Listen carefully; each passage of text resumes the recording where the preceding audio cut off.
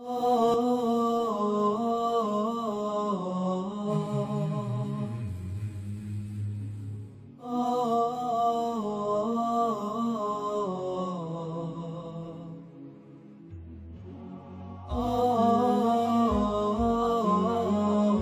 اللہ الرحمن الرحیم۔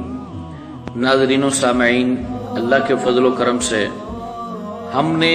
مینا حادثے کے حوالے سے جو یہ کہا تھا کہ یہ سعودی نااہلی ہے، اللہ کی مدد و نصرت سے اب یہ سب میڈیا نے بھی بیان کر دیا ہے اور دنیا بھر کے اندر یہ وضاحت ہو گئی ہے کہ یہ حقیقت میں سعودی حکومت کی نااہلی اور حماقت تھی۔ لیکن ابھی بھی کئی لوگ جو ہیں یہ منفی پروپیگنڈا کر رہے ہیں اور الزام لگا رہے ہیں اللہ کے مہمانوں پر، حاجیوں پر، کہ انہوں نے دیوار توڑی تھی اور دیوار توڑنے کی وجہ سے یہ حادثہ پیش آیا۔ یاد رکھیں، میں یہاں پر کسی مسلک کی وکالت نہیں کر رہا، بلکہ میں اللہ کے مہمانوں کی، ان فوت ہونے والے اور ان زخمی ہونے والے مظلوم حاجیوں کی وکالت کر رہا ہوں کہ ایک تو ان کے اوپر ظلم ہوا ہے کہ ان کو صحیح انتظام فراہم نہیں کیا گیا ہے،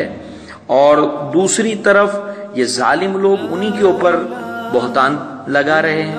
ایک آدمی فوت ہو جاتا ہے، مر جاتا ہے، تو لواحقین اللہ کی رضا سمجھ کے اس کو برداشت کر لیتے ہیں،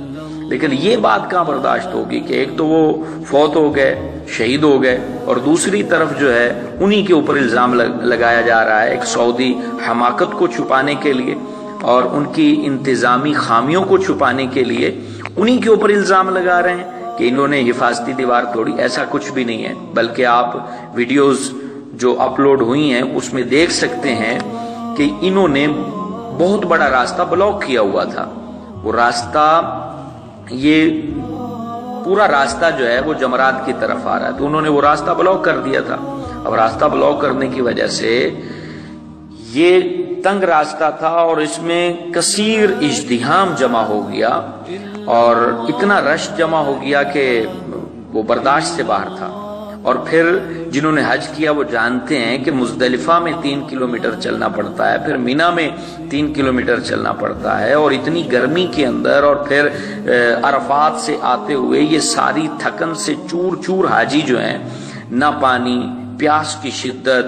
اور پھر گرمی جو ہے وہ بہت زیادہ تھی، اور پھر رش اتنا کہ حبس سے جان نکل رہی ہے۔ اب جب اس حالت کے اندر آپ راستہ بلاک کر کے حاجیوں کو روک دیں گے تو پھر کیا حالت ہوگی؟ وہ تو مر رہے تھے، اور اس کے بعد یہ دیوار انہوں نے توڑی نہیں ہے، یہ الزام ہے،